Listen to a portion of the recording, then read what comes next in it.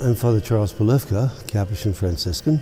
Questions asked is if the church was wrong in the past, like burning so many witches and saying the earth was central to the universe instead of the sun, then who can assure that gay is really wrong? Well, first of all, let's understand what gay really means. You know, if there's an orientation that a person has, that is an orientation toward same-sex relationships. If there's an orientation that a person has, the orientation doesn't make the person bad, and that orientation doesn't make the person wrong. In other words, God doesn't create wrong people. And the orientation is an orientation that needs to be lived with. In the church goes back to saying that, okay, how did God create the human being? God created the human being as a human being, but as male and female.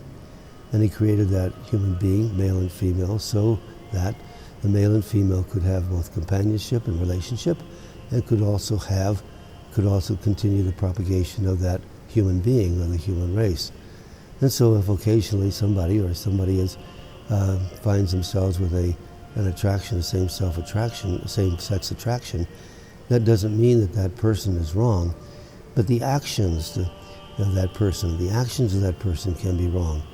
You know, just like if I would be an alcoholic, you know, and I have this inclination to drink, well, that inclination is there, and it's going to probably be there. I'll be working with it for all my life.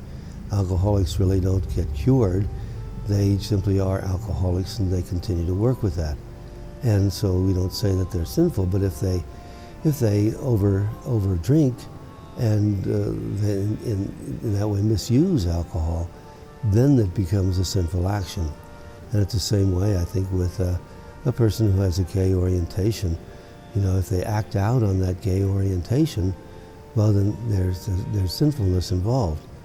But if they, on the other hand, realize that their mission in the world, or who they're made to be people who are celibate, and they follow that, then their actions are, then their life is not wrong.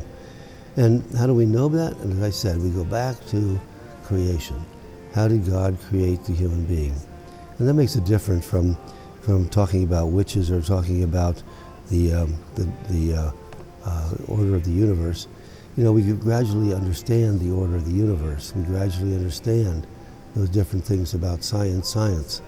But when it comes to the human being, and it's rather clear that the human being is created as a human being, but male and female. And the reason why the male and female is for a relationship with each other and for the propagation of the human race. So if somebody is gay, or how do you put it there, is gay, it's not wrong. It's just that acting out on that gay would be the wrong.